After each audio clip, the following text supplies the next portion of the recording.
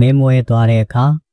မင်းရဲ့လှုပ်ဆောင်ချက်တွေလွဲချော်လို့အကျိုးအကြောင်းမညီညွတ်လို့ငွေကြေးအစားအဆင်မပြေတော့လို့ဘဝကိုလှိုင်းနေလေတဲ့ဖြတ်တန်းနေရတဲ့အချိန်မှာတစ်ချိန်ကမင်းကိုလေးစားပါတယ်ဆိုတဲ့သူတွေမင်းအနာကနေဆုံးခွာသွားကြလိမ့်မယ်။အရာရာမင်းနဲ့တိုင်ပင်ရမှာဆိုတဲ့သူတွေလည်းမင်းကိုဆက်သွယ်ကြမှာမဟုတ်တော့ဘူး။မင်းကိုအရန်ချစ်ပါတယ်မင်းကိုအားကိုးပါတယ်ဆိုတဲ့သူတွေလည်းတဖြည်းဖြည်းချင်းဆုံးခွာသွားကြလိမ့်မယ်။တစ်ချိန်ကမင်းသူတို့အပေါ်ပေးဆက်ခဲ့တာတွေတန်ရောစဉ်ကြီးခဲ့တာတွေချစ်ခဲ့တာတွေလှုပ်ပေးခဲ့တာတွေကိုမတွေးမိကြတော့ဘူး။မင်းဘလောက်ကောင်းခဲ့မင်းကြချုံသွားချိန်မှာမင်းဟာသူတို့အတွက်မလိုအပ်တော့တဲ့သူတယောက်ဖြစ်သွားပြီလေ။မင်းအဆင်ပြေနေတဲ့အချိန်မှာအရာရာမင်းရှိမှဆိုတဲ့သူတွေမင်းအဆင်မပြေတဲ့အချိန်လေးရောက်ရောမင်းမရှိလဲဖြစ်တယ်ဆိုတာတွေဖြစ်ကုန်ကြရော။ဘာပဲလုပ်လို့မင်းကိုပဲတိုင်ပင်ပါမယ်ဆိုတဲ့သူတွေကလည်းမင်းမသိအောင်ပဲလှုပ်သွားကြလိမ့်မယ်။မင်းတစ်ချိန်ကသိန်း10ကြီးကူညီပေးခဲ့တဲ့သူတွေကိုအကူအညီပြန်တောင်းကြည့်လိုက်မင်းကို3သိန်းလောက်ပြန်ချေပေးရင်ကံကောင်းတယ်လို့မှတ်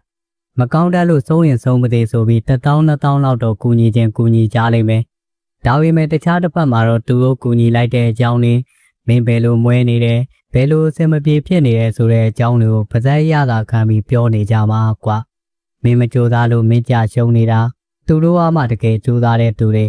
ဒီလိုအမားတွေကိုပြင်နိုင်မှမင်းပြန်ထနိုင်မှ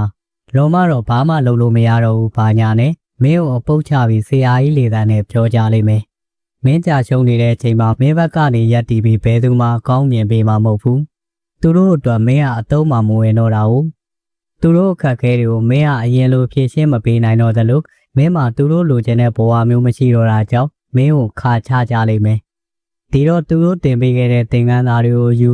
တန်ရောတင်ဖြတ်တင်တာတွေကိုဖြတ်စိတ်နာပြမနေနဲ့ဝမ်းနေမနေနဲ့ဒါတွေကိုတွန်းအားလိုပဲမှတ်ယူလိုက်ဘဝအမြဲတမ်းအဆိုးတွေနဲ့ပဲကြုံမနေဘူးဆိုတာကိုသူတို့သိအောင်တတ်သိပြလိုက်ကောင်းလေ